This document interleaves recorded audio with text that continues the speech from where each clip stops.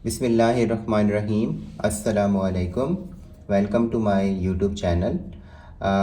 हम रेशो का जो टॉपिक है वो हम पढ़ रहे थे और पिछली वीडियोस में मैंने आपको रेशो से रेलेवेंट क्वेश्चंस भी सॉल्व करवाए थे। तो उसी टॉपिक को मज़ीद एक्सटेंड करते हैं और आज का जो टॉपिक हमारा है वो है जी प्रोपोर्शन। प्रोपोर्शन क्या चीज़ होती है? प्रोपोर्शन बेसिकली दो रेशो का इक्विवेलेंस होती है। यानी कि अगर मेरे पास एक रेशो है A/B और दूसरी जो रेशो है वो है C/D, तो अगर मैं इन दोनों के दरमियान साइन ऑफ इक्वालिटी लगा दूंगा तो ये मेरे पास पूरी जो स्टेटमेंट है ये कहलाएगी प्रोपोर्शन। अब अगर इसके कंपोनेंट्स की बात करें तो इसमें जो यहाँ पे फर्स्ट कंपोनेंट है और जो लास्ट कंपोनेंट है इन दोनों को हमने कहना है एक्सट्रीम्स। और इसी तरह से जो हमारे मिडल में दो कंपोनेंट आए हुए हैं B एंड C, हमने B और C को कहना है मीन्स। प्रोपोर्शन की ना रिप्रेजेंटेशन कर लेते हैं कि रिप्रेजेंटेशन अगर देखी जाए तो पहले हमने इसमें A.B, ये जो 4 डॉट लगे हुए हैं इसको हमने प्रोपोर्शन कहना है और ये C रेशो किसके इक्वल हो गया D।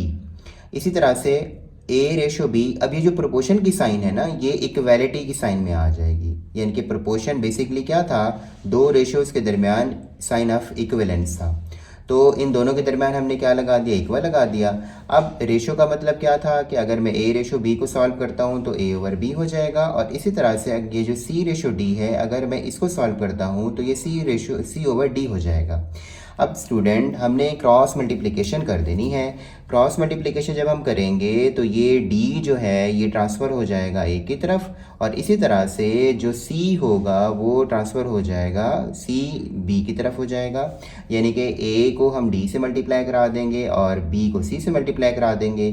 अब आप देखिए कि A और B का नाम हमने क्या रखा था, A और B हमारे एक्सट्रीम्स होते हैं और B और C का नाम हमने क्या रखा था, B और C हमारे मीन्स होते हैं। तो इसका मतलब ये है कि अगर ये दोनों मल्टीप्लाई हो रहे हैं तो मल्टीप्लाई के लिए हम एक वर्ड नया वर्ड यूज़ करेंगे, प्रोडक्ट यूज़ करेंगे।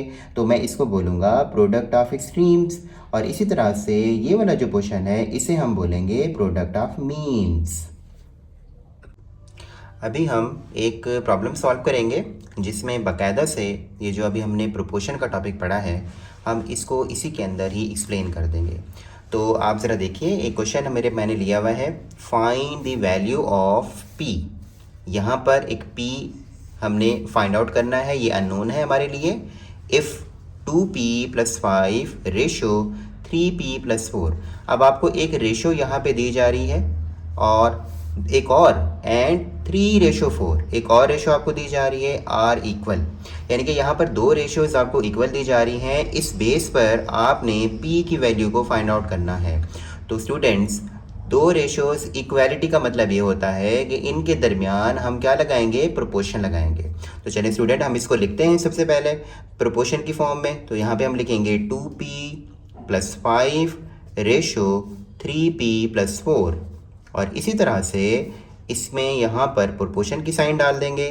3 रेशो यहाँ पर कितना हो जाएगा, 4 हो जाएगा। प्रोपोर्शन का ये मतलब होता है कि आपने इसके दरमियान इक्वालिटी लगानी है। तो ये 3P + 4, इसके आगे ये जो 4 डॉट हैं ये इक्वालिटी में कन्वर्ट हो जाएंगे और ये 3/4 हो जाएगा।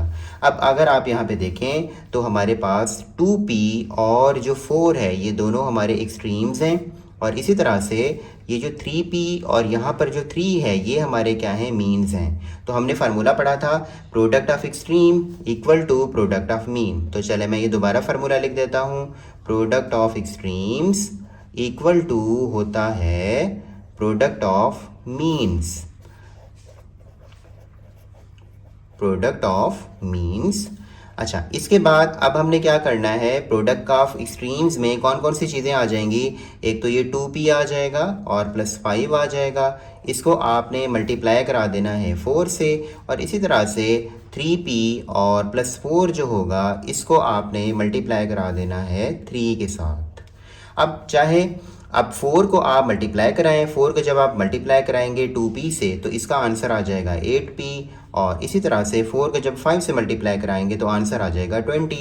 इक्वालिटी में 3 को जब 3p से मल्टीप्लाई कराएंगे तो आपके पास कितना हो जाएगा, 9p हो जाएगा। और 3 को जब 4 से मल्टीप्लाई कराएंगे तो 3 4 12 हो जाएगा। अब स्टूडेंट हमें निकालना था p की वैल्यू को, तो हम क्या करेंगे, p को हम स्प्लिट करेंगे, सेपरेट कर देंगे। तो 8p इधर 9p ठहरे हुए हैं, हम इनको ट्रांसफ़र कर देंगे दूसरी साइड पर। साइन इसकी चेंज हो जाएगी, ये प्लस साइन से माइनस साइन में चेंज हो जाएगा। ऑलरेडी वहाँ पर 12 लिखा हुआ है और 20 जब वहाँ जाएगा तो माइनस का कितना हो जाएगा, 20 हो जाएगा।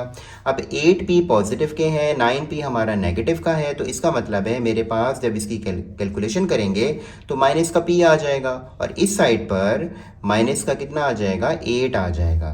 तो स्टूडेंट जब दोनों साइड से साइन माइनस साइन आ रहा हो तो हम इसको कैंसिल कर सकते हैं। तो इसका मतलब ये है कि अब आपके पास जो p की वैल्यू है वो आपके पास 8 हो जाएगी। ये आंसर है हमारा।